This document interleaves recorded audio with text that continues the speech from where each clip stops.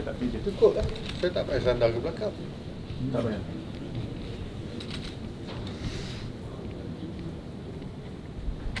Okey.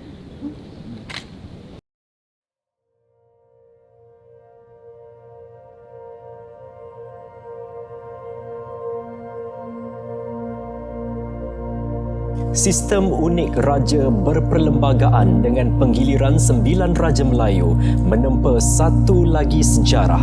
Dalam istiadat Gilang Gemilang siang tadi, Sultan Ibrahim ditabal sebagai Yang di-Pertuan Agong ke-17. Bismillahirrahmanirrahim.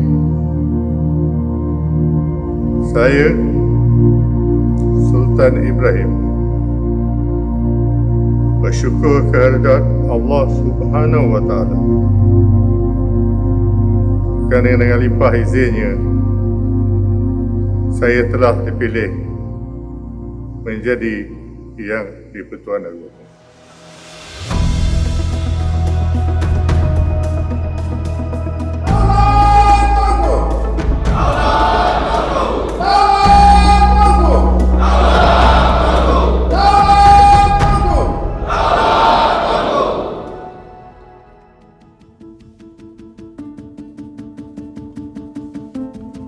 Istiadat pertabalan Yang di-Pertuan Agong Sultan Ibrahim berlangsung dalam suasana penuh tradisi dan adat raja-raja Melayu. Istiadat pertabalan ni umpama satu perayaan di peringkat negara.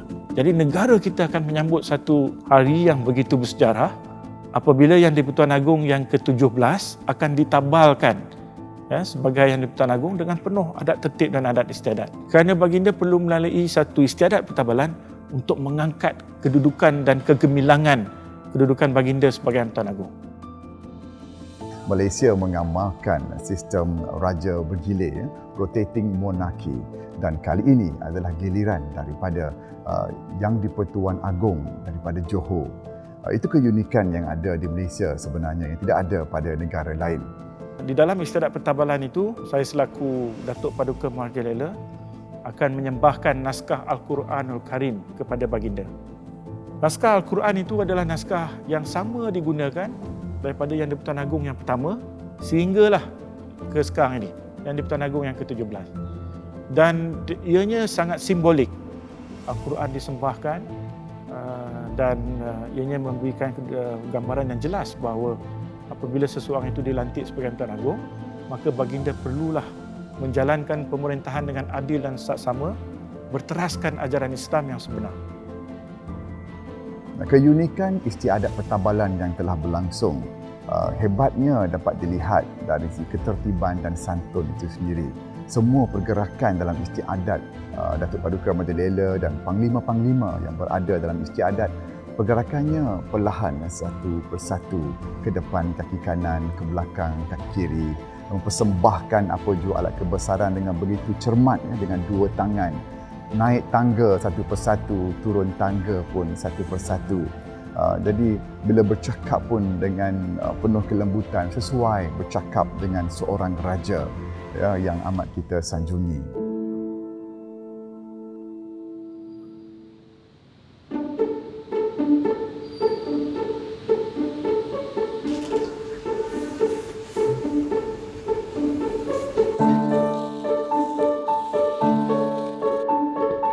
Persiapan untuk istiadat pertabalan ni bermula saya kira sekitar 6 bulan sebelum istiadat pertabalan itu sendiri. Sebaik saja Tuanku mengangkat sumpah sebagai Yang di-Pertuan Agong ke-17, kita telah mula gerak kerja untuk ke arah istiadat pertabalan.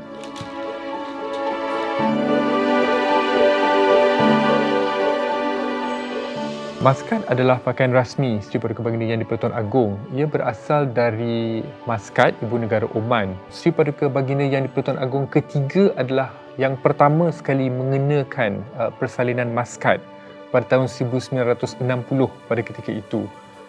Pakaian Maskat ini diilhamkan dari Tengku Abdul Rahman, Perdana Menteri Malaysia yang pertama, yang mana desain dia tu diambil daripada pakaian-pakaian rasmi Jawat Awam Negeri Kedah. Maskat ini sangat memerlukan ketelitian untuk disiapkan kerana ia memerlukan masa dan juga sulaman-sulaman dan juga motif-motif yang wujud pada maskat itu perlu untuk disulam sehelai demi sehelai. justru ia mengambil masa yang agak panjang untuk disiapkan.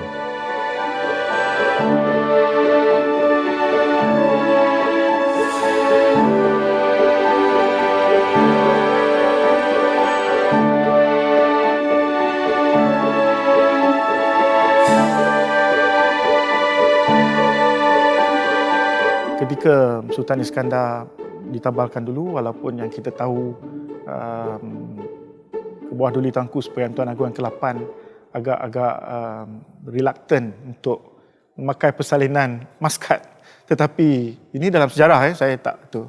Tetapi apabila telah diyakinkan oleh brother rulers ataupun paduka-paduka kekanda, adinda, ayahanda, raja-raja yang lain pada ketika itu, akhirnya di atas semangat kebersamaan di kalangan raja-raja, maka almarhum Sultan Iskandar ketika ditabalkan sebagai Tuan Agong telah memakai persalinan Maskat. Walaupun pada ketika itu untuk baginda membuat sendiri Maskat mengikut ukuran baginda dah tak sempat. Jadi apa yang berlaku tercatat dalam sejarah, baginda telah pun memakai persalinan Maskat yang dimiliki oleh Yang di-Pertuan Agong yang ke-7, iaitu almarhum Sultan Ahmad Shah.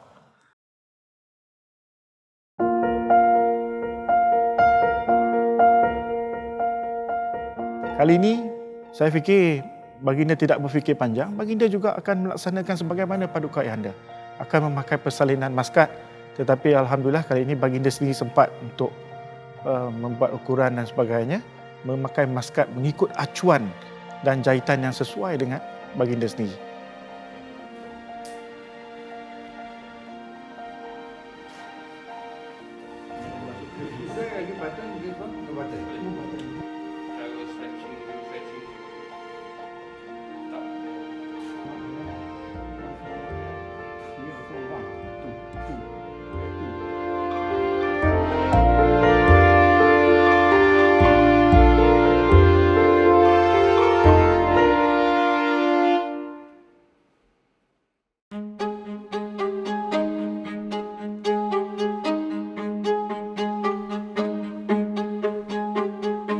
Assalamualaikum. Saya Maznah binti Mak, umur 62 tahun. Asal daripada Kampung Haji Barang Senering. Kak Nah terlibat dalam penenunan songket ni dari umur 14 tahun.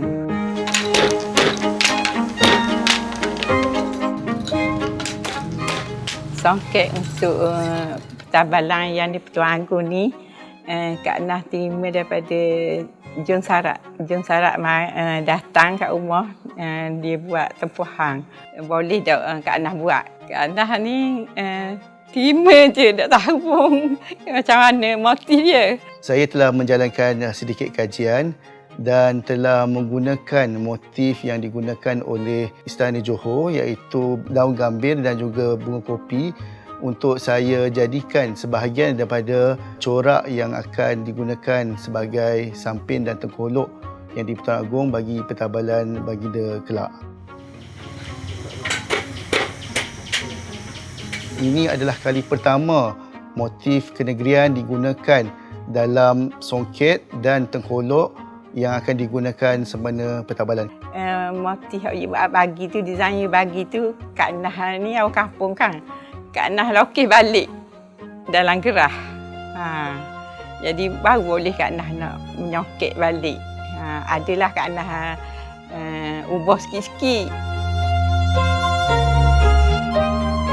Keunikan songket Terengganu ni kita buat sepenuhnya secara tradisional. Semua menggunakan tangan lah. Tidak guna mesin-mesin.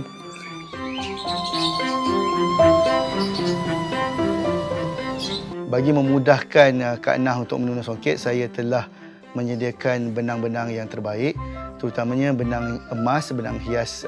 Kita panggil orang Terengganu penenun panggil benang hias. Benang emas itu kita import daripada Jepun. Itu adalah benang yang kualiti terbaik sekali dan selalu digunakan untuk pihak istana.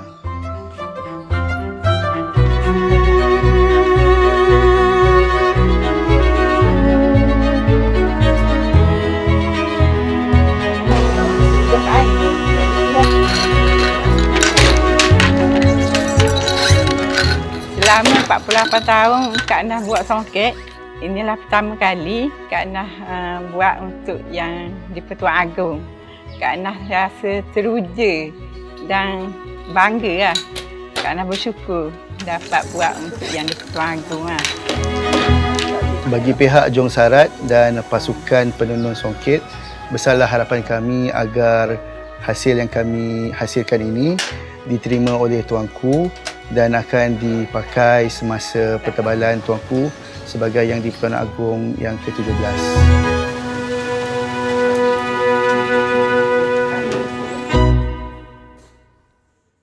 Alhamdulillah, untuk pertabalan yang di Pertuan Agong kali ini saya ditugaskan untuk menyiapkan beberapa tugasan yang diamanahkan, iaitu yang pertama warkah persilaan, warkah ikrar, surat perisytiharan, titah ucapan yang di Pertuan Agong dan doa pertabalan. Ada 5 perkara yang diamanahkan untuk saya tulis.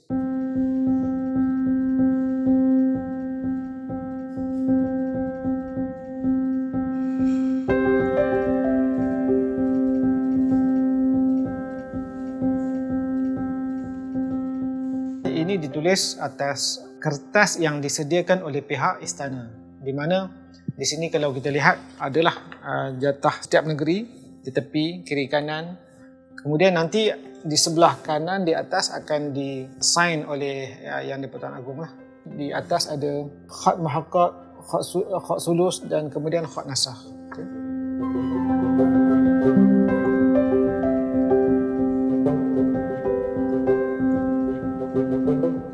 Warkah ikrar daripada yang di Pertuan Agong lah. Yang ini sangat istimewa kerana ditulis di atas kulit kambing. Kalau dilihat ini sebenarnya bukan kertas, nampak seperti kertas, tapi dia adalah kulit kambing yang sebenar, yang original dan diproses sehingga boleh ditulis dengan mudah. Ini di atas kulit kambing juga. Ini kertas untuk ditulis titah ucapan yang di Pertuan Agong ketika dia akan berucap masa pertabalan nanti. Ini pun ditulis dengan jawi dan menggunakan khat nasakh juga.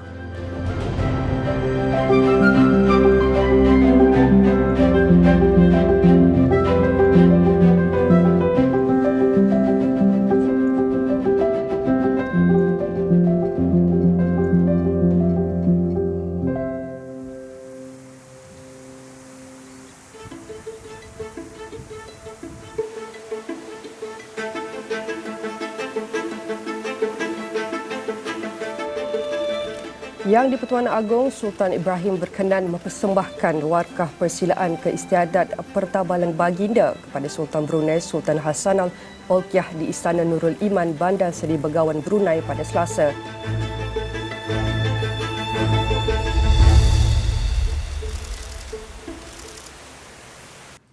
Hadir sama Menteri Komunikasi Fahmi Fazil, Datuk Paduka Maharaja Lela Istana Negara, Datuk Azwan Effendi Zaira Kitnaini, Ketua Protokol Kementerian Luar Datuk Muhammad Aini Atan dan Pemangku Pesuruhanjaya Tinggi Malaysia ke Brunei Nur Azira Mahadi.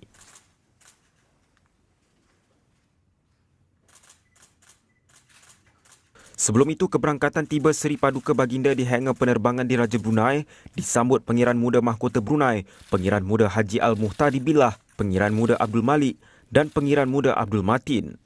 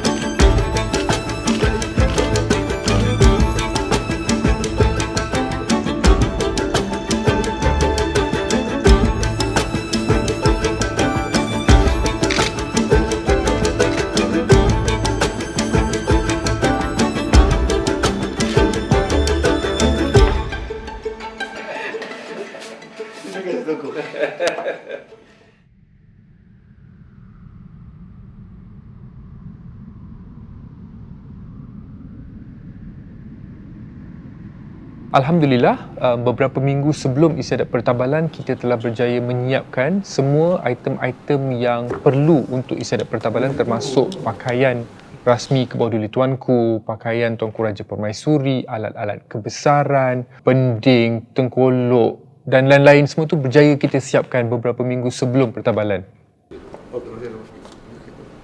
Mana baju? Ada je. Kita pakaikan lah. InsyaAllah. Ini ada.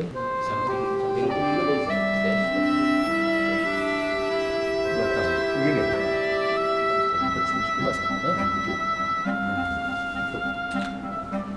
Nanti tutup sikit kain. Kain tu dia terlampak atas ni. Dia dah tutup. Keunikan istiadat pertabalan ini juga dapat dilihat pada busana atau pemakaian muskat oleh Kebawah Maha Mulia Suri Paduka Baginda Yang di-Pertuan Agong. Tapi saya rasa dia okey dulu. Okey, betul. Kalung pada saya gini, nanti saya tahu dia. Yang di-Pertuan Agong akan menggunakan tengkolok diraja yang kainnya istimewa daripada kain saklaf dan juga lambaian kasih ke kanan kalau kita hamba rakyat itu ke kiri. Di tengah-tengahnya ada jata persekutuan, lambang persekutuan, bintang pecah 14. Dan berarti juga dendam tak sudah, namanya solid daripada Negeri Sembilan. Berasal daripada Yang di-Pertuan Agong pertama, Raja berdaulat di Negeri Sembilan, digelar Yang di-Pertuan Besar. Dalam sesi fitting yang terakhir, di mana Tuanku berkenan dan berpuas hati dengan hasil yang ada, maka kita terus laksanakan sesi mengambil potret rasmi Kebawah Tuanku berdua. Dah cukup lah kan aku dari berapa lama ni. Mesti rest lah. Tunggu.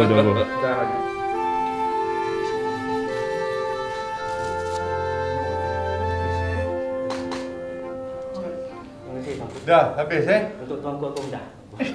Untuk Tuanku Permaisuri. Okey. Antara alat kebesaran yang akan dipakai oleh Kebawah Maha Mulia Suri Paduka Baginda Raja Permaisuri Agong, Raja Zari Sofia sewaktu berangkat ke istiadat pertabalan adalah yang pertamanya gandik diraja ataupun tiara.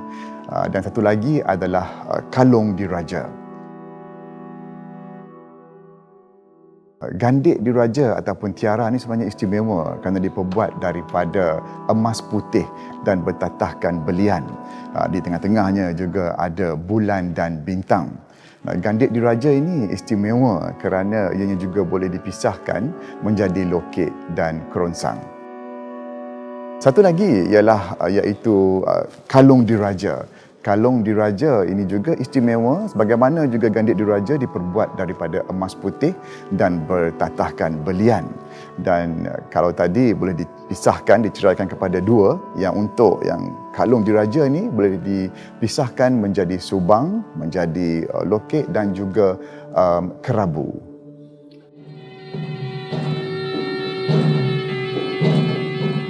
Kehebatan istiadat pertabalan itu juga dapat dilihat pada alat-alat kebesaran yang dijulang oleh pegawai-pegawai ATM dan PDRM seperti keris panjang, sundang, tombak berambu dan ada juga kelihatan di bawah alat-alat kebesaran seperti cogan agama, cogan alam, cokma. Semua ini menunjukkan betapa hebatnya tradisi yang kita amalkan, sistem Kesultanan Melayu yang kita warisi dan juga ini penting menggambarkan kehebatan panglima-panglima, pendekar-pendekar sejak zaman dahulu kala lagi.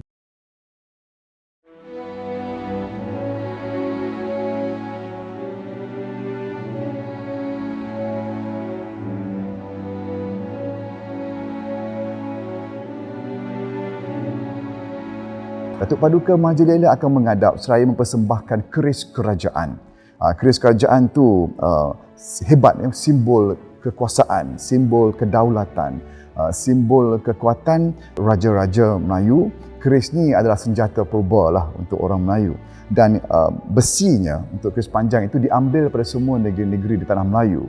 Dibawa balik ke Istana Negara, ditempa oleh pandai besi, molded by the blacksmith to become a long saber. Apabila dipersembahkan keris panjang itu menggambarkan tuanku adalah pelindung. Tuanku payung kepada rakyat kita, hamba rakyat tumpang berteduh. Dan besi itu adalah daripada semua negeri, saya maklumkan tadi. Menggambarkan juga satu pemusatan kuasa. Tuanku for all, federal. Tuanku adalah ketua negara.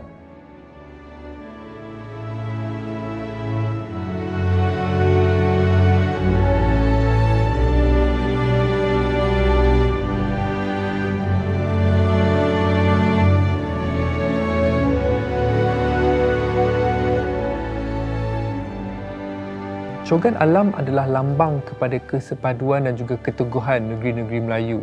Di bahagian atas Cogan Alam itu kita dapat lihat ada 11 lambang negeri-negeri Melayu yang berada di satu bola di bahagian atas Cogan Alam.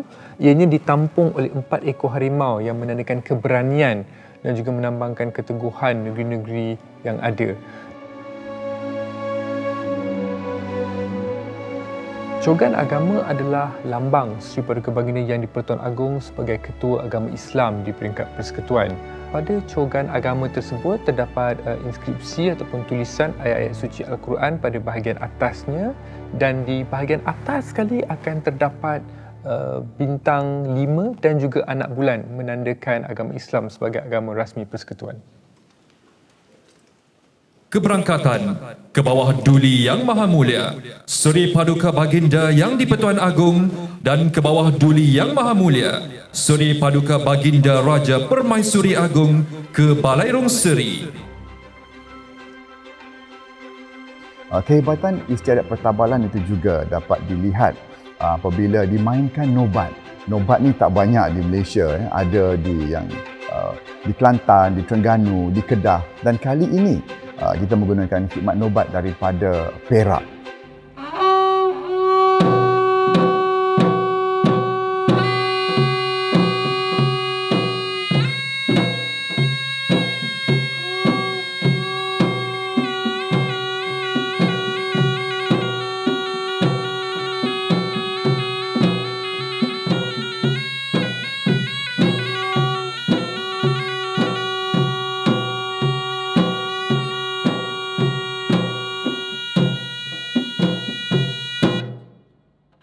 Alhamdulillah, sikit lagi rasa saya bulan Julai dipanggil ke Istana Negara untuk bermain nobat sempena pertabalan Duli Yang Mulia Tuanku Agong.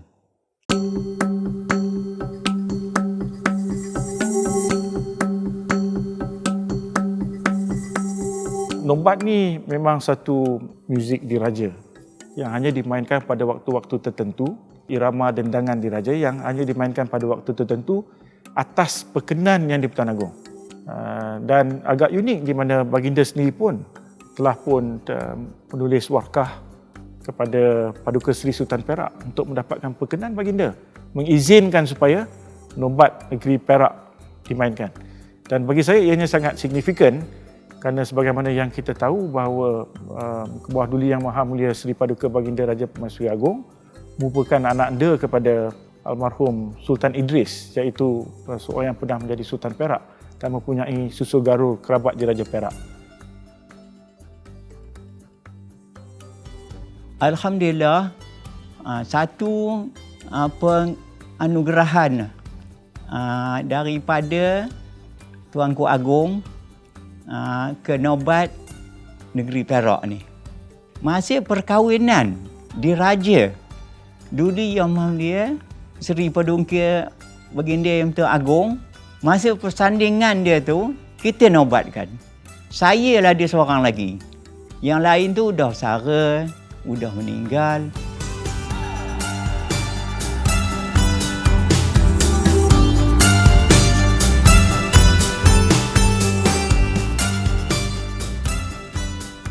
Nobat yang nak dimainkan di masa Tuanku Agong besok, yang pertamanya berangkat. Kita mesti dimainkan dengan rentak berangkat. Disebut lagu berangkat. Masa majlis tabalan nanti, kita buat lagu tabal.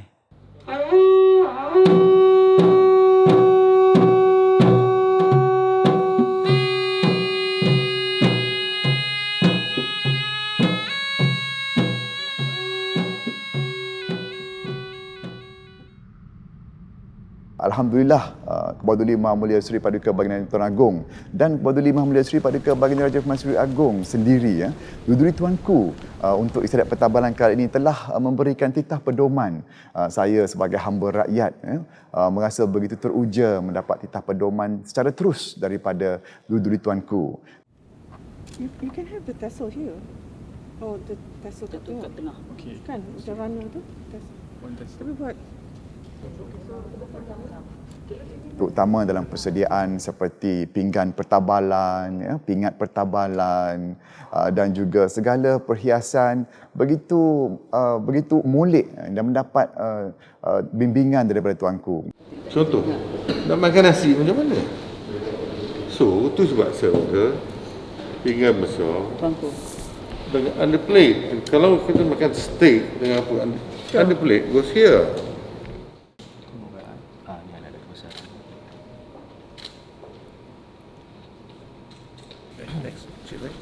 Okey. Kemudian ini untuk yang tetamu-tamu lain. Semua dapat satu kat mana? Semua dapat satu. Kita akan ada kat kursi dia ke? Tak tahu. Lepas habis istiadat, turun ke Anjung Surau, jom akan dapat di Anjung Surau mana? Dekat tempat surau. Tempat solat Jumaat dia tu. Oh, dia datang semua masuk. Followed by all the other rulers. Satu lagi session mungkin eksklusif tuanku dengan Bahrain only the field of state. Boleh juga. Tapi pegawai kena pergi menyembah dulu. Jangan surprise them. Saya selaku hamba rakyat cukup menjunjung kasih atas kepimpinan tuanku. Sebenarnya pada hemat saya, tuanku tidak perlu pun untuk berusaha payah. Tapi ini menunjukkan tuanku raja berjiwa rakyat. Yang di-Pertuan Agong, seorang raja yang begitu mempunyai nilai peribadi yang cukup tinggi. Kursi yang ada ni, yang Kota Bahang pakai Betul, ni paduka ayahanda tuanku pun pakai yang sama. Jadi ada 4 yang di-Pertuan Agong yang pakai yang sama. Tuanku almarhum Sultan Ahmad Shah, almarhum Sultan Iskandar, tuanku Las Agong dengan tuanku. Kita ambil daripada museum ni tuanku. Dan refurbish balik, kita gunakan yang sama. Dan kata yang nobat yang pakai sama masa kami bersanding. Betul tuanku. The same one. The same one. Patik rasa ada 1 ke 2 orang yang memang ada waktu tu tuanku. Yang lain tu semua dah turun ke anak. Dia panggil apa? Orang kalor tuanku. Bismillahirrahmanirrahim. Saya Sultan Ibrahim. Bersyukur kepada Allah Subhanahu Wa Taala kerana dengan limpah dan izinnya saya telah dipilih menjadi Yang Tuan Agong. Ini 1 page saja. 1 page saja.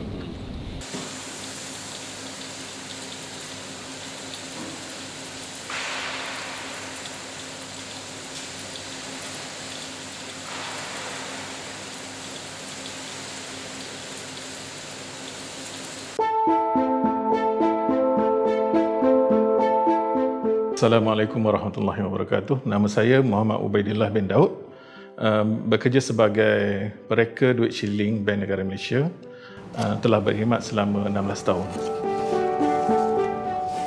Tujuan duit shilling peringatan ini dibuat adalah untuk mengingati peristiwa pertabalan yang di-Pertuan Agong dan juga sebagai sejarah untuk ditatapi oleh generasi yang akan datang. Untuk duit shilling peringatan pada kali ini, elemen-elemen yang telah kami pilih adalah seperti potret tuanku sendiri. Kita juga menggunakan jata Istana Negara, tulisan pertabalan ke bawah duli Yang Maha Mulia Seri Paduka Baginda Yang di-Pertuan Agong ke-17, dan juga kita selitkan motif kenegerian Johor, iaitu motif ladi hitam dan juga gambir sebagai latar belakang, yang mana motif ini adalah signifikan dengan negeri Johor dan terdapat banyak pada alat kebesaran negeri Johor, dan ini adalah keunikan yang kita paparkan pada duit shilling pada kali ini. Proses bermula daripada rekaan, dan setiap rekaan itu akan dibentangkan kepada pasukan teknikal Malaysia Mint untuk memastikan setiap rekaan itu boleh ditempa. Selepas itu kita akan bentangkan kepada ahli jawatankuasa, penasihat wang kertas dan juga duit shilling Bank Negara Malaysia yang terdiri daripada pakar-pakar dalam bidang masing-masing. Seterusnya, apabila kita telah mendapat shortlist design, kita akan bentangkan kepada istana untuk dipersembahkan kepada tuanku untuk memilih design ataupun rekaan yang berkenan pada tuanku.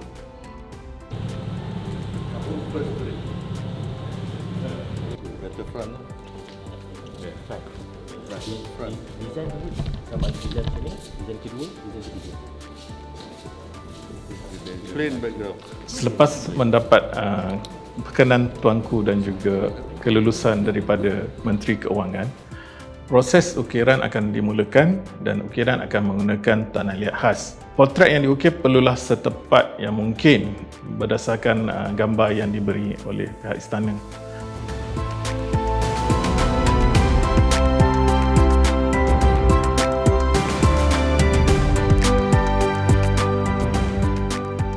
Selepas itu kita akan scan sculpture tu untuk dapatkan digital data untuk kita programkan untuk membuat acuan.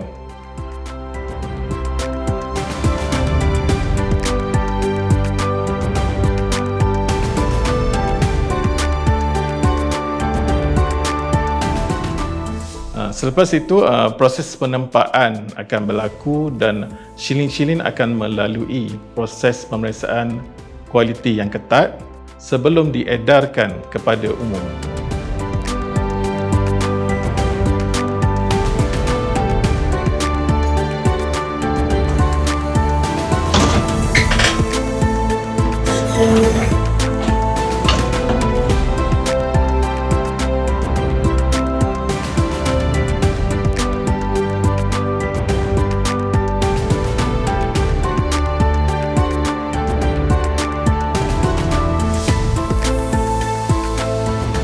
Antara cabaran mereka untuk duit shilin peringatan pada kali ini adalah masa yang sangat terhad, tetapi dalam masa yang sama kita perlu keluarkan kualiti duit shilin yang terbaik untuk tuanku.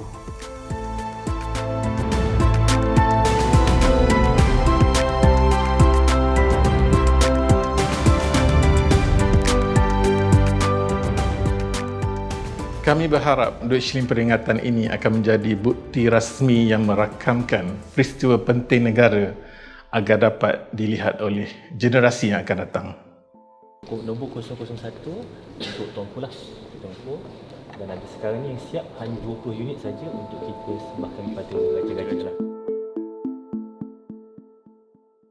Setelah berbulan-bulan melaksanakan persiapan untuk Hari Pertabalan, kita tiba pada hari yang paling penting sebelum istiadat pertabalan itu sendiri, iaitu pada Hari Raptai yang kita laksanakan sehari sebelum istiadat pertabalan.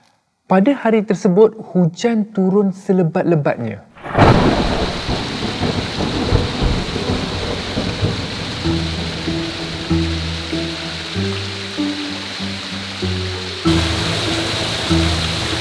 Datuk Azwan, Datuk Paduka Maharajalela dan Ketua Pegawai Istiadat Kerajaan Datuk Rozaino pada waktu itu berbincang bagaimana untuk menangani masalah tersebut. Satu lagi, Datuk Rozaino. Datuk Rozaino. Kalau bad weather, atas ni semua kena kosong betul-betul. Kalau tidak nanti dia berlaku. Basket tuanku tak ada ni lah. Basket tuanku ada semua pertandingan. Ada kereta tak? Kita kena buat. Kereta saya ada. Macam gerak pada racing lah.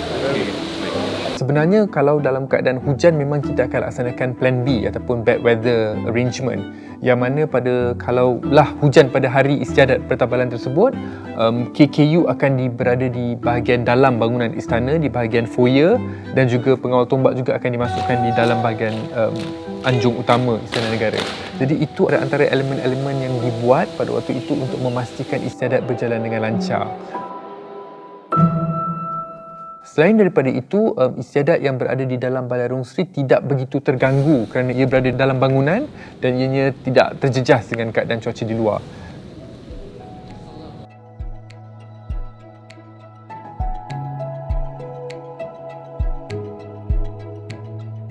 Perkara kedua adalah berkaitan dengan urusan di luar bangunan istana.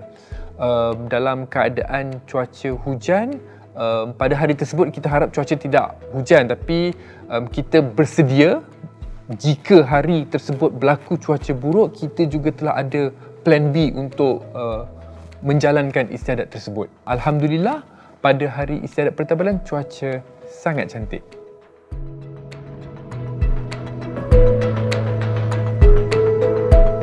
Penghayatan kepada istiadat pertabalan ini penting kerana kita harus tahu bahawa Pertuan Agong ini menaungi negara kita.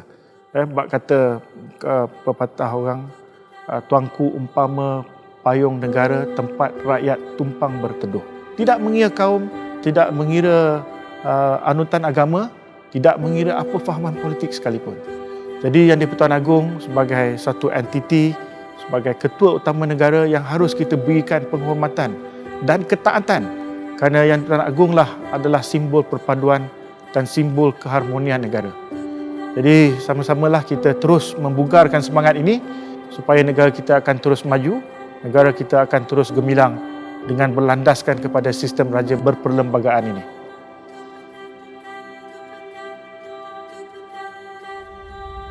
Dengan ini, saya akan menjalankan seadil-adilnya pemerintahan bagi Malaysia mengikut undang-undang dan perlembagaan negara, serta memelihara dengan sempurnanya setiap masa agama Islam dan berdiri teguh di atas pemerintahan yang adil dan aman dalam negara.